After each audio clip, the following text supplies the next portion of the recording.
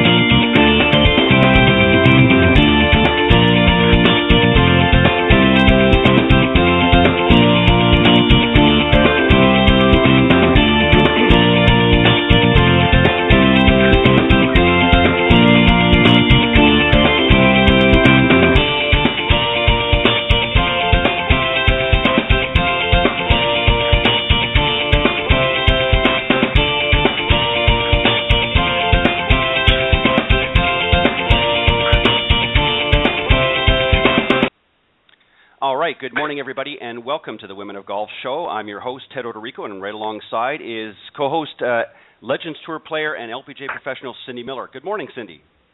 Good morning, Ted. How are you doing? Well, here we are after Easter. Yeah, I know. Well, I got a little bit of a frog in my throat this morning, so you have to forgive me out there, and you as well, Cindy.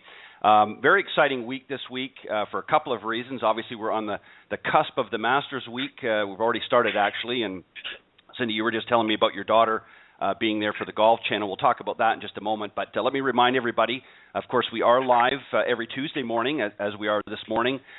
Simple way to find us is go to blogtalkradio.com, and up in the search key, type Women of Golf, and that'll bring you to the current day's show while you're visiting us on Tuesday morning from 9 to 10 a.m. Eastern Standard Time. And for those of you that might miss the broadcast, we hope you don't, but if you do, again, you can visit that link and just scroll down into the on-demand section as all of our programs are auto-recorded. So if you don't get us live, be sure to go down through the on-demand section and visit any of the programs you might have missed. And we hope you don't miss today's program, as I said, but if you do, that's where you can go and find it. Also, it's available for download in iTunes, so go to itunes.com, up in the podcast section, and just, again, type Women of Golf, and that'll bring you there as well.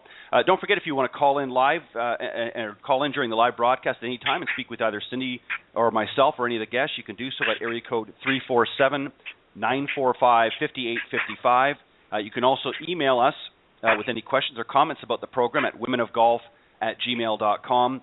If you need to get a hold of Cindy or I personally, if you want to email us personally, you can do so. My email is ted.golftalklive@gmail.com. And if you're interested in coming on the show or you need to reach out to Cindy Miller, you can do so at cindy@cindymillergolf.com.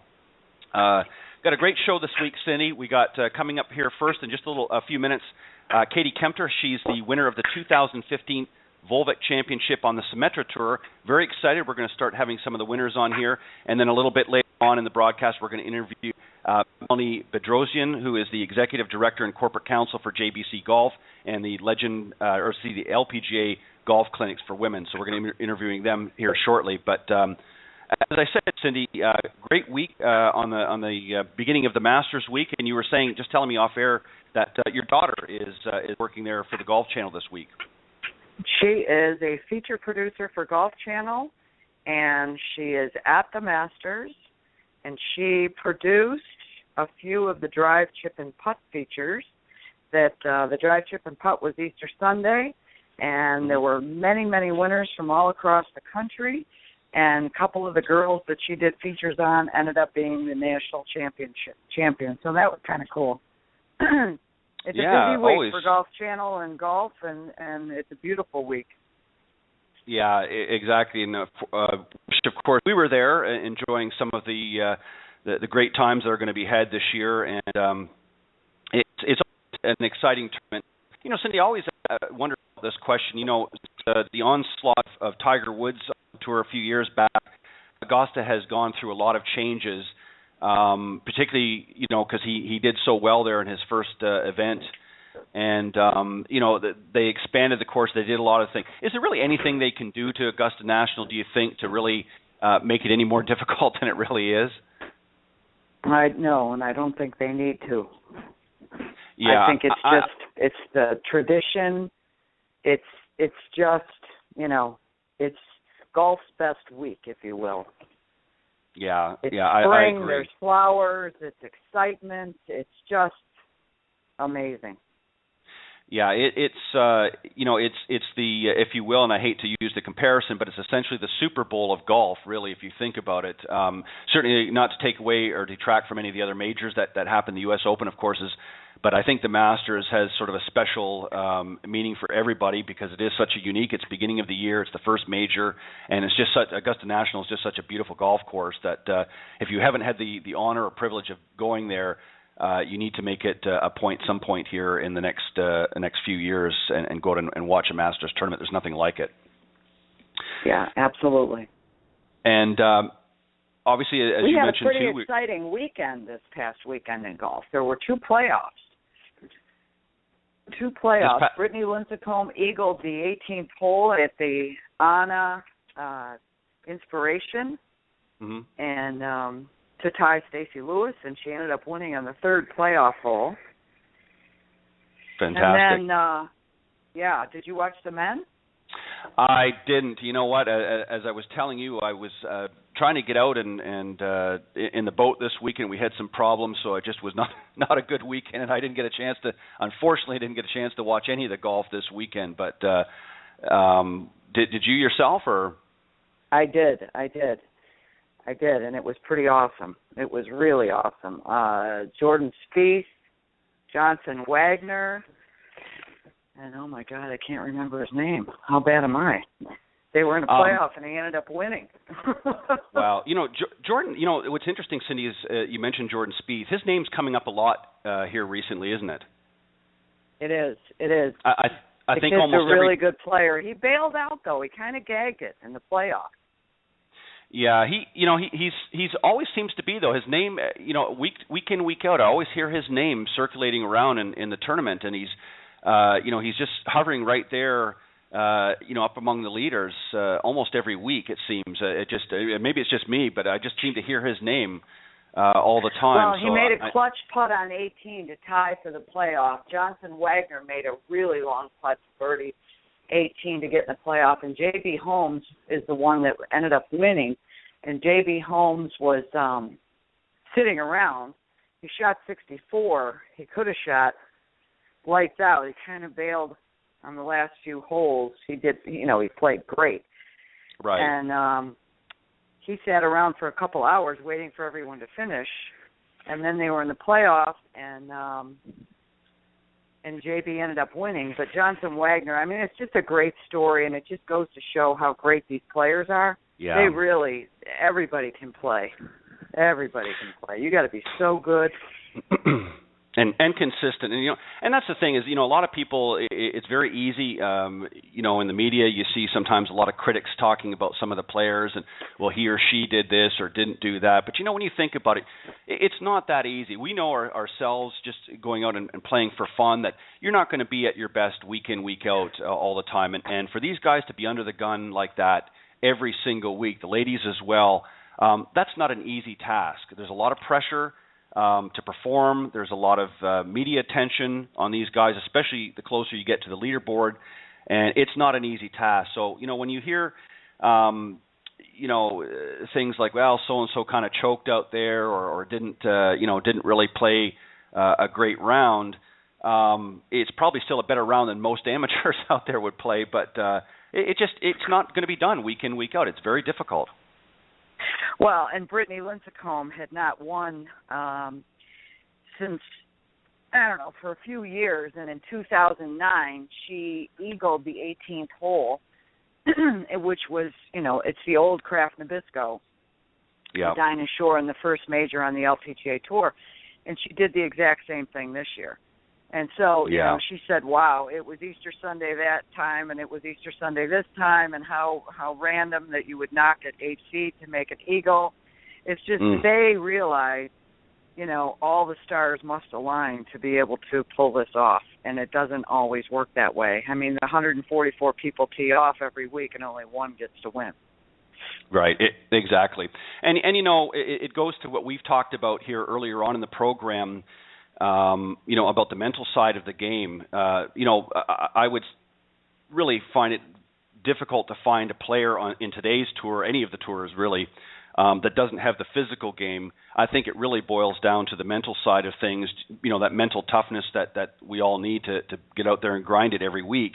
And I think that some of these young players particularly, some of them are very good from day one, and others sort of struggle early on, but as they mature and sort of learn the ropes, if you will, sort of strengthen that mental toughness. And that's why I think sometimes you'll see some will come right out from the gun and just sort of, or the gate rather, and just sort of win very early on in their careers. And then some of it, of course, I'm sure is a little bit of luck, but and almost dominate. And then you'll see others that will take sometimes years before they'll win their first tournament. You have to learn to be comfortable. Yeah. And you have to learn to believe that you belong. I mean, there's so much more than just the game. Right, exactly. And yourself, Cindy, you've played in many events, and you know how tough it is out there. And you'll be going along, and the round will be going great, and then all of a sudden something will just maybe a bad hole or even two, and it can just really throw your the rest of your round off if you're not careful. And that's what happens, even to the best of them. Yep, it sure does. But we're going to have nothing but good, positive thoughts for this week's Masters, and we wish all of them, all of the guys, a lot of luck. I think I'd like to be honest, and it's not, maybe it's a sentimental thing. I'd like to see, one of the older guys come out and just sort of a real, I don't want to use the term Cinderella story, but just something that one of the guys that's been on tour for a while, that this would just be a great way to sort of just give them a bit of a boost and just show them that the reason they're still playing. And I don't know, I'm just kind of sentimental that way, I guess. I'd like to see somebody that's been on for a while, like maybe like a Jim Furyk or somebody, just come out here and just really take charge this week. Well, that would be nice. Yeah, who do you think's going to win? I don't know. They were talking a lot last night about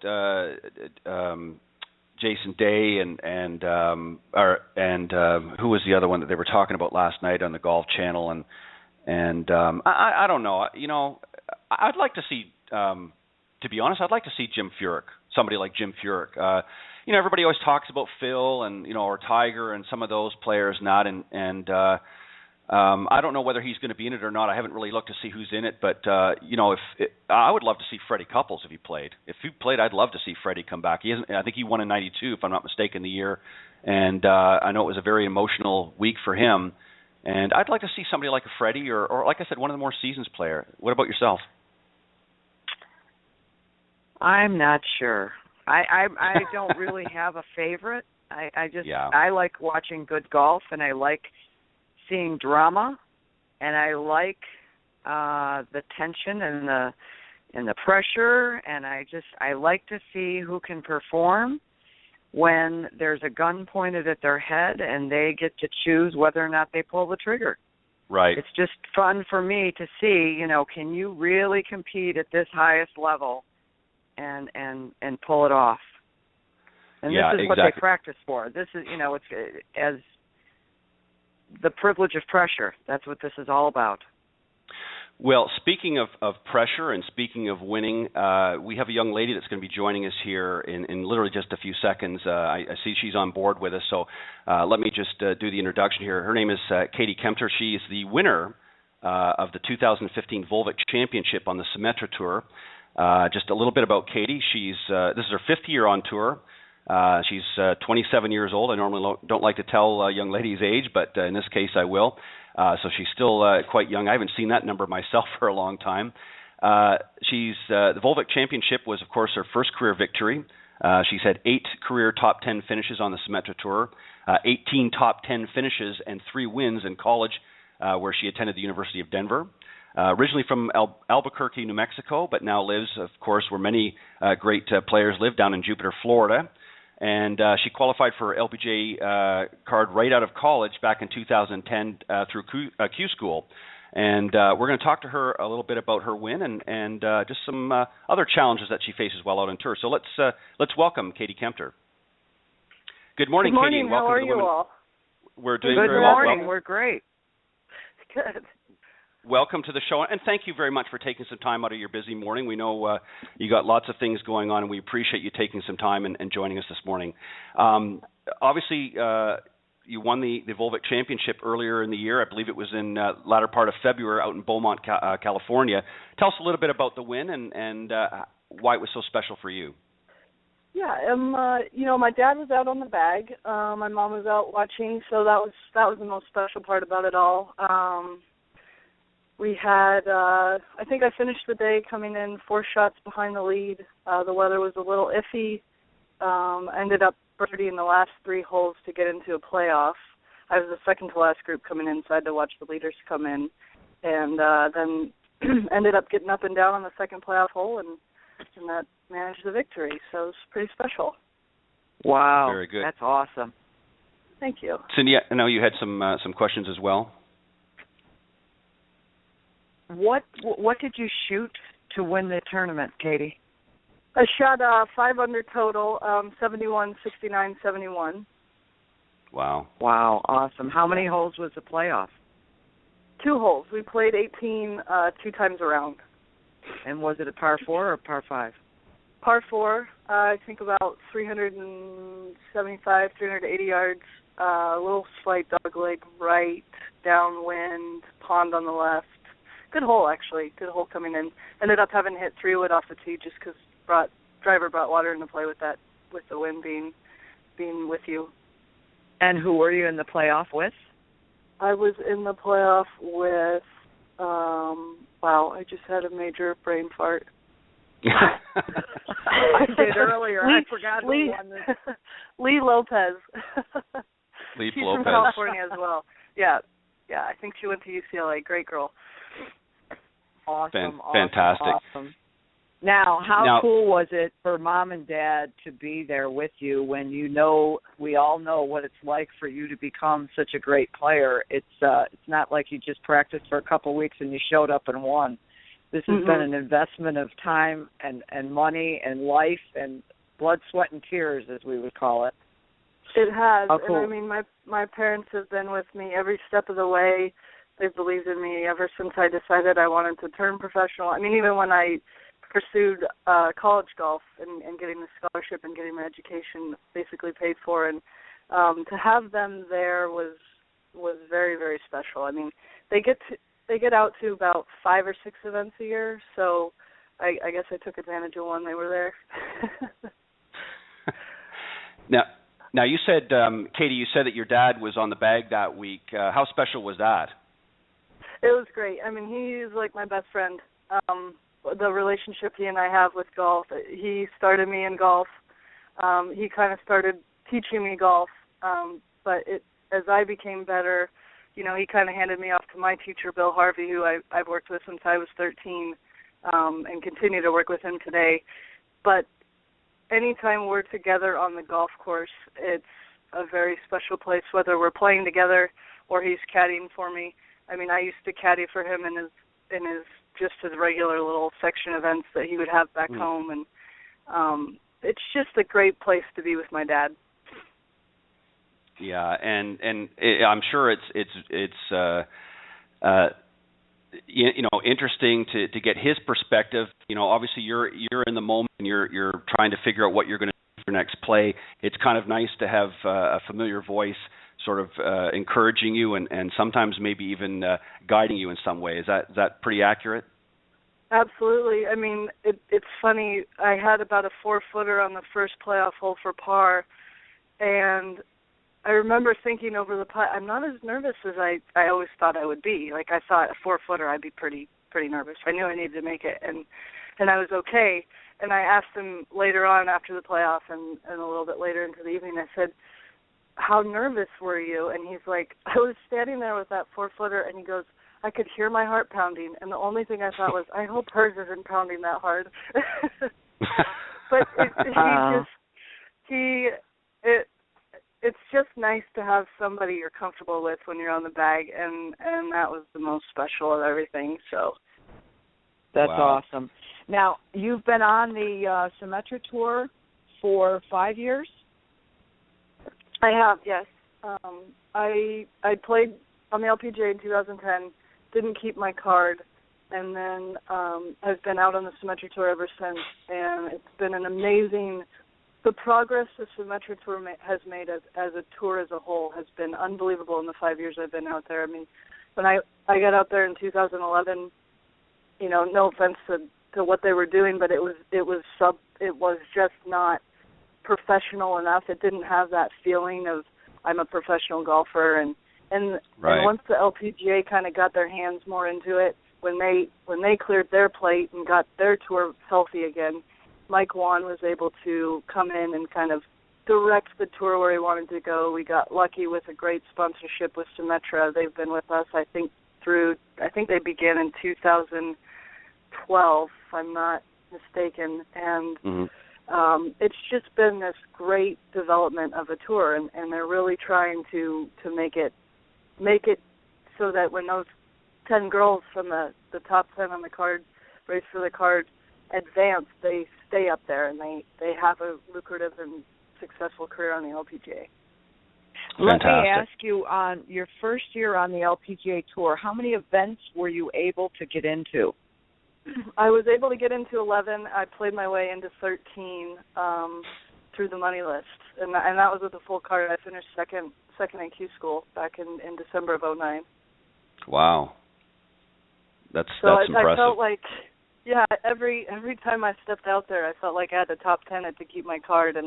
But when you're 22 and you're brand new to the professional game, there's a lot to learn, and a lot more of it is mental than physical. I mean, we can all hit a ball.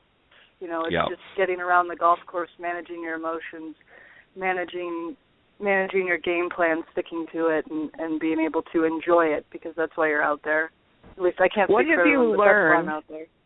What have you learned, and how much have you grown in these 5 years, and what could you tell our listeners might be the biggest lesson from the first, after you qualified for the tour, from the first tournament you played in until you won this last event? What have you learned about Katie? I think the biggest thing I've learned about myself is perseverance.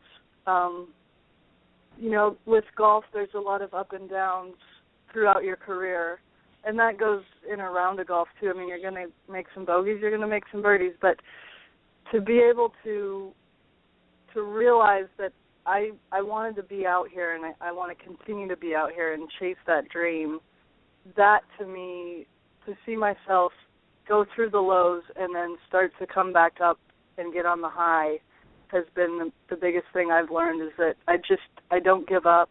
And I think the reason is because I love the game of golf so much. It's not a job to me, and for a while it became a job because I didn't understand exactly what it meant to be at the highest level. I didn't realize how special that privilege was. I mean, it's a special place to be, and not everybody's going to get there. And you want to get back there because it's just a great place to be.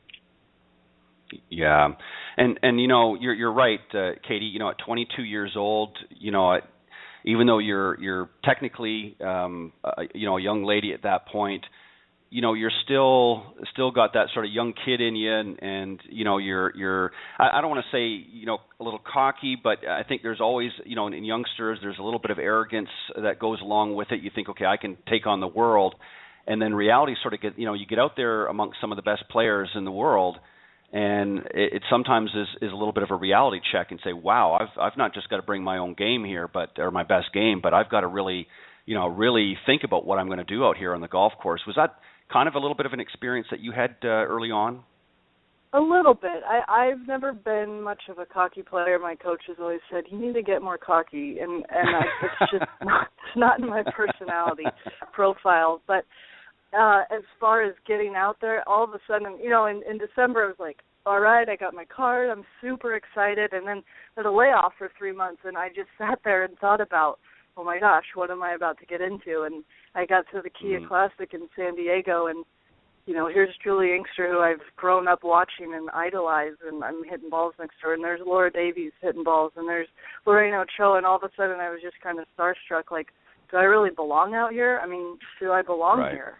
And all, my focus went to, instead of playing golf, it went to don't lose your card. So for me, it was more of a lack of confidence than the other, but it's just, or almost it's an experience believing you belong. Yeah, I just didn't believe I belonged out there. I kind of felt like I got lucky, and it's not the case, but I sure talked myself into that. Can you tell us, if we had some young girls listening or young men who really, really wanted to play on tour, what would be the number one piece of advice you might give them? I would say, if it's your dream to play, don't let anything stop you. Be motivated, stay motivated, find ways to make it happen. I mean, it's difficult sometimes to find the money or the funding, so pick up a part-time job and work a little bit and find some good people to surround yourself with. But I think from a game aspect, the more you can practice your short game, the better you're going to be, because it's a game of misses, and if you can miss it in the right spot or even the wrong spot, and you have the confidence in your short game to get up and down and save par, that's where you're going to save your shots. Is that awesome. the best, Katie? Is that the best part of your game, your short game? It is, yes. That I grew up across the street from a public golf course in the summer. My parents, they would give us, my sister and me, they'd give us $5 each, and we would go play 9 holes, and then we'd still have like half the afternoon. So I didn't have any more money left, but I had golf balls in my bag. So I would spend hours on the chipping green, just chipping. And my dad's short game is extremely good too. He's not the longest hitter, and for him growing up, I think it genetically got lucky with good hands. So that also helped. But I put a lot of time into that short game, especially. Can I ask you, how hard has it been to be aware of who you are, what your swing looks like, and to fend off the committee of they and their opinions and comments? Sure, that's a good question. I would say I might not be cocky, but I'm very stubborn. I have worked with my coach for 15 years, and his is the only opinion I trust. If people come up, they want to talk about my swing, they're entitled to their opinion. But I know the work I'm doing with Bill and the work that he foresees me doing and the direction he wants me to go, that's the plan that I want to take. But, there's always people that are going to have opinions. And is my swing perfect? No. Is it ever going to be? No. But it works for me, and that's the most important thing. That's awesome. So true, and there's a lot of great players, both men and ladies, that have come along the way that didn't have necessarily the picture-perfect swing, but had just enough self-awareness about what it is they needed to do. And I've used his name for many, many years, but Lee Trevino is probably one of the best I can think of all time, that just didn't have the greatest-looking swing out there, but man, did he ever rack up some wins. What was your biggest struggle, do you think? As far as just out there, when you're out there, where do you struggle the most? On the golf course? Yes. Or just in general? In general. But obviously we pertaining to golf. But where do you struggle the most with your game? I would say it has to be approach shots occasionally. I could have a little more confidence in hitting into green. Sometimes I'll play for 5 or 10 yards left of the pin, and I don't have, my ball flight is pretty straight. I might hit like a 3-yard draw, but I basically hit a straight golf ball. And both my coach and my friend have been like, why aren't you just hitting at the pin? It's a accessible pin, hit it at the pin. So for me, it's not necessarily physical, but it's more just attack. I think I could be a little more aggressive occasionally. And that's where I struggle sometimes. I get a little protective. Yeah, and it's tough. You know, a lot of people think, well, wow, she's hitting it straight all the time, but that's not always the easiest. Nicholas said that sometimes, you know, it was tough if you were hitting the ball straight all the time because it limited really sometimes where you could, you know, because you didn't really have a miss per se, either by way of a fade or a draw. So you didn't always know, you know, where it was going to go. And he always, of course, was famous for his fade, and he knew exactly where he had to aim it every time. So let me ask you, Katie, about going back to your win earlier this year at the Volvic Championship. Who's the most excited, you, your father, or your mother? I'd have to say probably my mom. She's always been like she gets sports, totally understands all kinds of sports, and but I think for her, since we didn't have that bond like my dad and I did, for her and I, it's more baseball. We love to watch baseball, and but for her to just be there and experience it and be mom and be proud, I think was a very special opportunity for her to experience. But where do you practice? I'm very excited. Yeah, no, totally. Of course you are. Where do you practice and play in Florida? I work at Admiral's Cove in the bag room, and so through that I'm able to play and practice on they have two separate golf courses across the street from one another. So I can go over to the Golf Village side, which has 27 holes, driving range, chipping green. That place is dead after 1 o'clock. So I go over there, play a lot, practice. That's kind of what I do. Good for you. Yeah, good for you. So you know what? You know what's kind of fun? When I qualified to play on the LPGA Tour, I went through Q School, and I didn't have any sponsors. I didn't have enough money to pay the entry fee for the next week, so I couldn't play that next week. Right. I went home, and I had a big fundraiser because I was working as a waitress at a restaurant, and so I commend you because where there is a will, there is definitely a way. And God bless you for working in the bag room and playing on the tour and winning a tour event. That's awesome. It just shows that if you really want something, you can get it. Absolutely, and the best thing is you get all that support from people, and it makes you, I think, even sometimes want it even more. Just not to just for them to share the opportunity and the experiences as well. I mean, you can give back through the excitement that you get to live on the golf course. Absolutely. Fantastic. And it only makes you more accessible to other people, and they can live the dream through you, and that's what this game's about. It's a participation sport. You know, we all can pretend that have to make this 4-footer to be in a playoff or win the U.S. Open, and that's what makes it so cool. So that's awesome, Katie. Thank you. Katie, what's next? What's the next tournament you're going to be in? We have an event next week in Fort Myers, Florida, that I believe it's the Chico's Patty Bird Memorial Invitational. Right.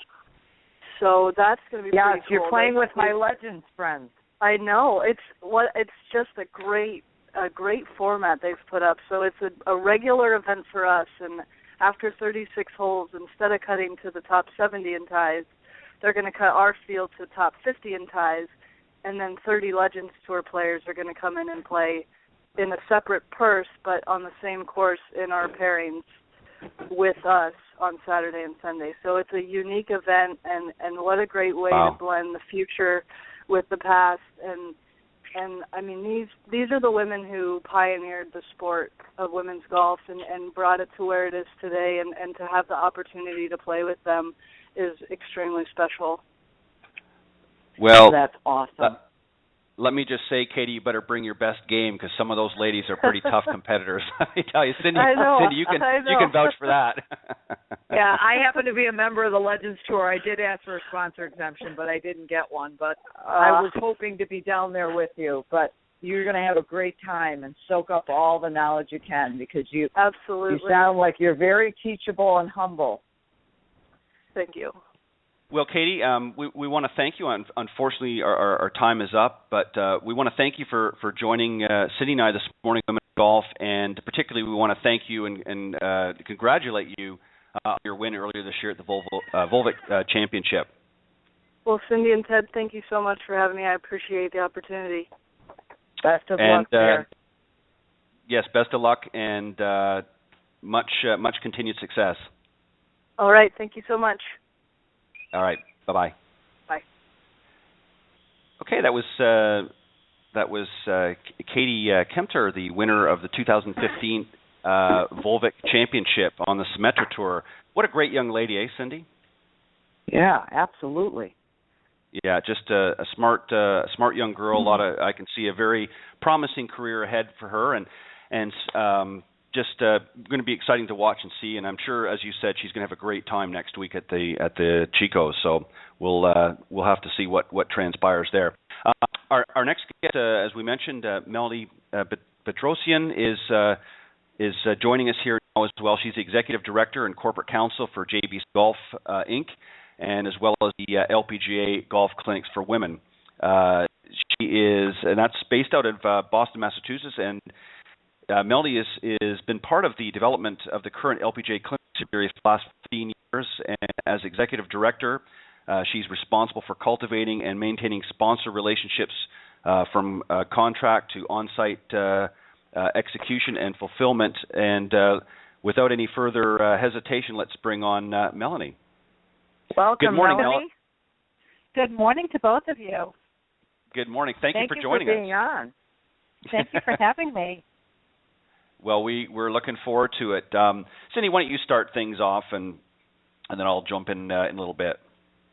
Well, Melanie, I'm thrilled to have you on the program, because I know you're the one that does all the work in the background and probably never gets any accolades, but I believe that the LPGA Golf Clinics for Women is the most turnkey, awesome event. If a woman needs to learn to play golf and use it as a business tool, they need to attend one of your events. So can you tell us how the clinic started? Sure. As you know, Jane Blaylock started the company 25 years ago, so this is our 25th anniversary. We're pretty excited about it. And she, in her career, saw a need for women to learn how to play business golf, because there just wasn't enough of them out there playing pro-ams, being involved in corporate events. And she saw a need, and when Jane sees something that needs to happen, she tries to fill the void. And we started with one clinic 25 years ago, and we're up to 14 events this year, and we're pretty excited, and we're sold out at almost every venue, so we must be doing something right. Absolutely. That's awesome. When is the first event for this year? Monday in Los Angeles at Mountain Gate Country Club. It's a beautiful venue. It's our first time there. It's right on the side of a mountain. I don't know if you've been there. You can see it from the 405. It's absolutely, I'm anxious to see how it plays for these ladies.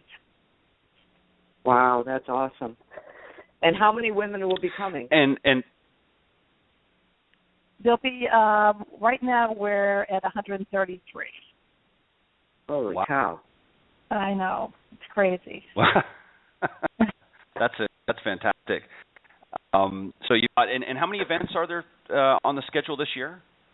There's 14, and we're in 12 cities across the country. Wow. Yeah. And like I said, go ahead. No, please go ahead. No, like I said, most of them are sold out, so it's, we're excited and kind of sorry, because we want to be able to we hate turning people away. It's the hardest thing to do. Let me ask you a question. Do most people come to you as single participants, or are they invited by a corporate sponsor? They're invited by a corporate sponsor for the majority. we try to save about 20 spots at each clinic for single people to come off the street, I guess is the best way to say it. But basically, the rest of the spots are taken by our sponsors. Wow, that's amazing. Mm-hmm. What about? Can you share maybe some of the success stories that have come out from some of the participants? As sure. far as yeah, going back to the Los Angeles scenario, this one woman came up to me at the end of a clinic and she said to me, "I just have to share the story with you." She was an attorney and had come to the clinic the year before and was on the phone in her office ordering golf clubs, and one of the partners walked by and heard her. And again, had only been to the clinic once, just fell in love with the sport, was going to take lessons, and this partner heard her ordering golf clubs, and he said, "Oh, you play golf. We need another person in our foursome at this corporate outing that we've been invited to." So she, bold as ever, said, "Yes, I'll definitely be there," and went, and she said, doors opened for me that I could never have dreamed possible had I not been ordering golf clubs that day and had golf not been a part of my resume. So to me, that is exactly what we want the clinics to be. So that's my favorite success story. That's awesome. And then we just keep hearing similar things like that, and just women. I'm sure you both realize that when you play in a pro-am, not everybody is very skilled, and right.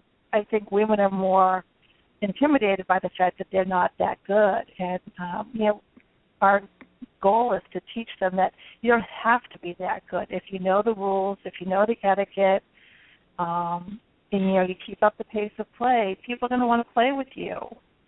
Everybody has to start somewhere. So absolutely. And I think that's the best thing about golf is, unlike tennis, you really, for tennis you have to play with people similar skill. It's harder to play different skill levels. But golf, you can really play all different skill levels.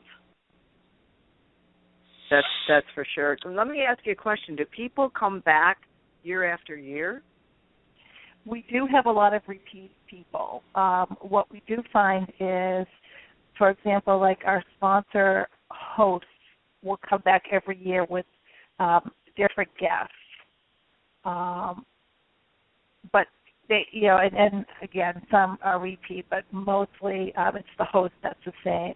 We do have one group that comes to San Francisco. They're all individuals, and they kind of make it a weekend, a girls' weekend, and come to the, stay overnight, do dinner, and then come to the clinic the next day. And they've been doing that for years. Oh, that's pretty neat. Do they get the same instructor every year, or do they try different ones? They keep requesting the same instructor. I keep, suggesting that they might want to try somebody new, but they're pretty committed. That's awesome. So who are the clinics really for? The clinics are for everybody. Cindy, you've taught at them, so you know what it's like. It's, we have some really good golfers. We've had single-digit golfers that come and just to improve their games because we have great instructors who can teach that level of student. And then we have, people who have never even touched a golf club. And this year, Ping is our equipment sponsor, and we have clubs for them. They come with absolutely nothing.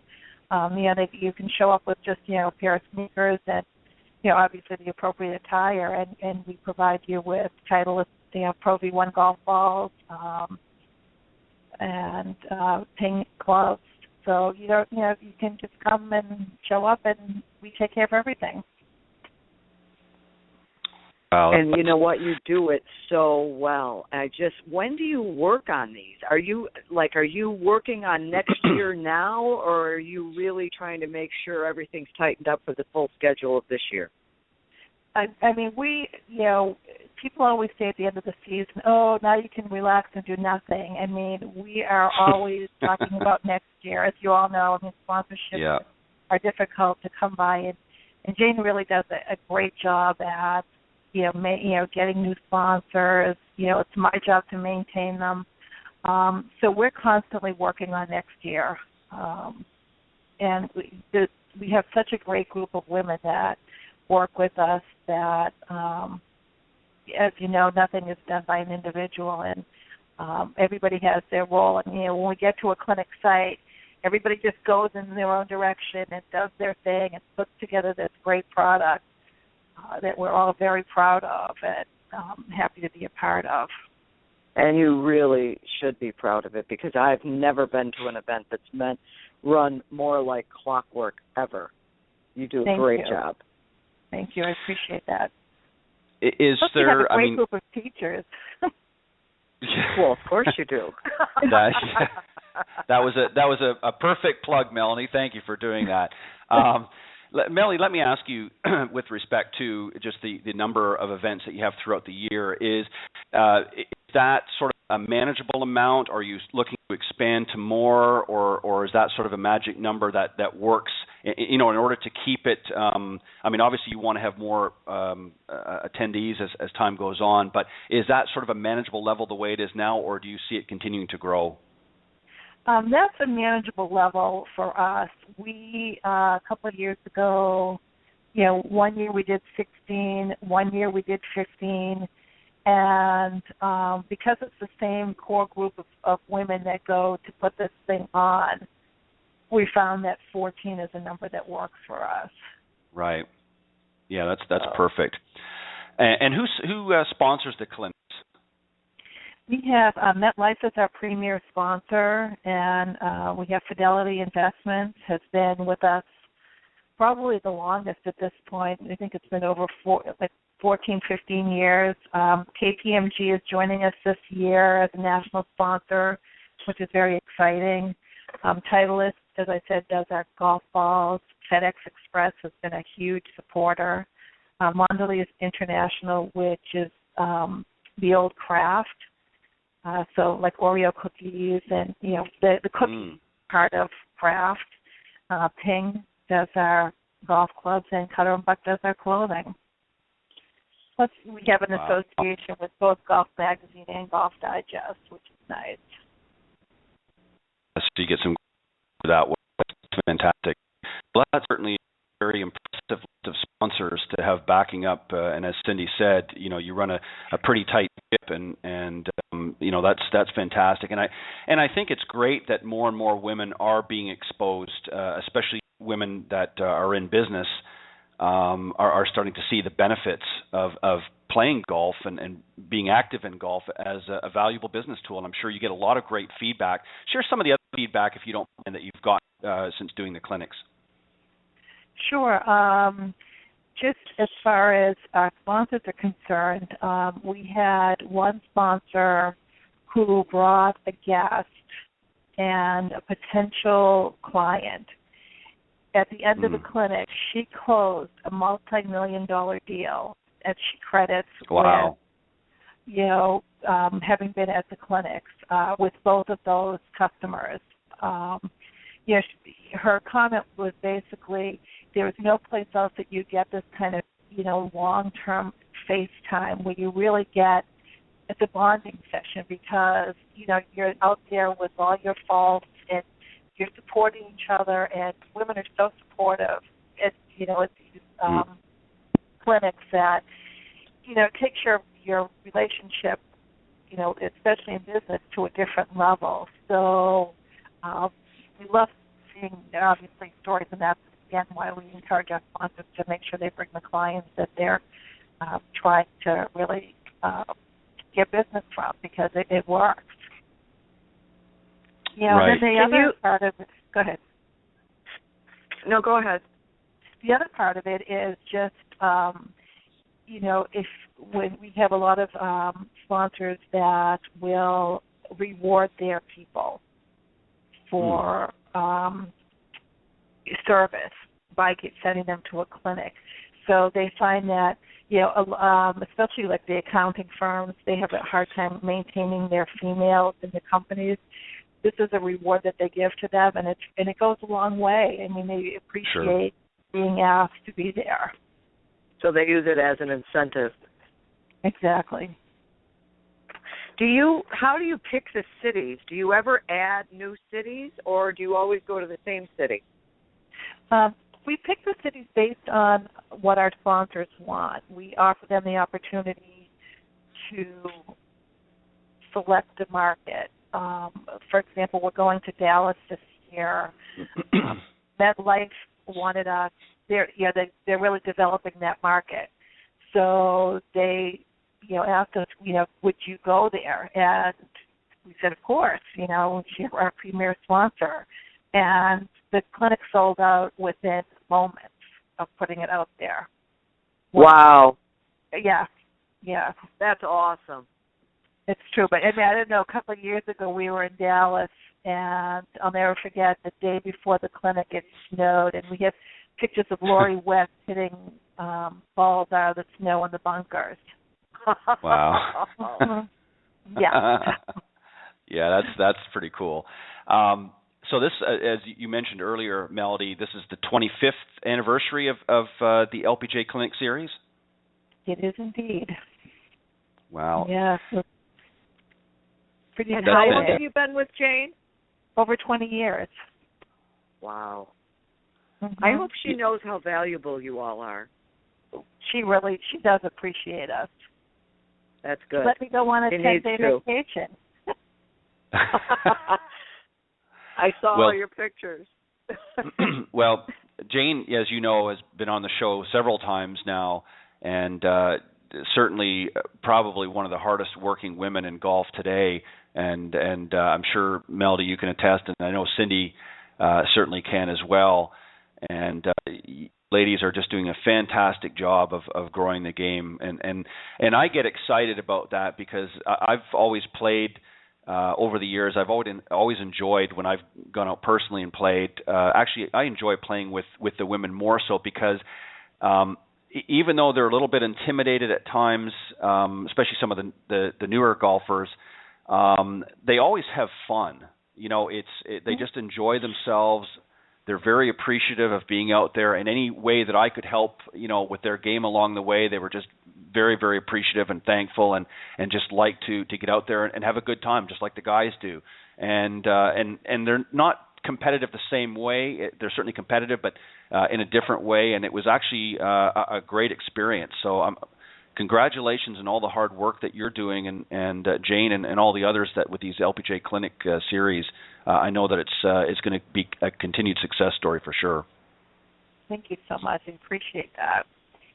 Can I ask how the sponsors typically use the clinics? Is it, you mentioned incentives, building new business? Is it a team building event as well? It is for some, yes. Like, for example, in some venues, MetLife might have 30 to 40 spots, and one host person might bring her team. And they all, have them at a group, but they'll all want to be together even though they're different skill levels, which we try not to encourage. But to them, it's more about team building. We have a couple of local market or regional sponsors like Wrigley, Gum, and that's what they use it for team building. They always, they come with the same shirts on, and it's, they're very rah-rah, and it's just fun to watch them be together. And you also raise money for charities. We do. Susan G. Komen has been the charity of the clinic since our inception. Jane met Nancy Brinker, who was Susan Komen's sister, way back when she first launched the whole campaign, and at that point we decided to have Komen as our charity. The last couple of years we've also included girls golf, the LPGA's initiative, as part of our charitable component. We raise money for that, through our silent auction, and we have an on-site store where the proceeds, a portion of that goes to the charity. So over the years, we've raised, I think, almost $1 million for Komen. So wow, yeah, pretty exciting for us. Wow, and I'm sure very exciting for them to have such a solid work that's going on. That's fantastic. So when is the next? You might have already answered. When is the next clinic coming up? So our first clinic is on this coming Monday, April 13th in Los Angeles. That's right. And then we started Los Angeles and ended in Delray Beach, so it's not too bad. The season. Wow. Yeah, I know you got a great start to it. And how many typically events? Now I know you said you have a sort of a magic number of 14 that you're trying to keep it at, but as far as participants in the event, what is the number again, or do you have sort of a general participation number that you try to not exceed in order to make it feasible? We try not to exceed 144 at most locations. As you can imagine, every club is different. We're limited by the size of the driving range. We try to find a place that has a big driving range, and if it's big enough, we can have 144. Some venues we're limited to 96 women, which is always disappointing. So we keep trying to find creative ways to increase the numbers at a venue. So we're starting to work on that. So it's between 96 and 144. Well, and 14 events. That's a lot of participants through the year. That's a lot of women being, some for the first time being exposed to that level of golf and some great, as you alluded to earlier, some great instruction and great instructors. So congratulations again on you and Jane and the others that are involved with it for doing such a fantastic job. Thank you very much. Well, yeah, I was just actually, my next question was going to be, do you have any? I'm down in Florida. Is there any in the Florida area coming up through the year at some point? And if so, where would they be? So we had the last clinic on November 2nd is at Delray Beach at Seagate Country Club. Okay. We're doing that in conjunction with the Walgreens. Yes, that's right. Mm-hmm. That's right. I remember that. Well, Melody, thank you very much for joining us. Unfortunately, we're out of time, and I again can't thank you enough for coming on here and sharing all that you do and explaining a little bit more for our listeners about the LPGA clinics and just all the great work that you're doing to grow this game. Thank you, Ted, and thank you, Cindy, for having me. It's been a pleasure. Thank you so much. We really appreciate it. And you guys, the whole team at JBC Golf, you do an amazing job. I thank you. Thank you. Perfect. We'll have a great week and good luck next Monday at your first event of the year. Thank you, and have a good day. All right. Thank you. Yeah, bye-bye. Bye. Okay, that was Melanie Bedrosian, the Executive Director and Corporate Counsel for JBC Golf, and also the LPGA Golf Clinics for Women.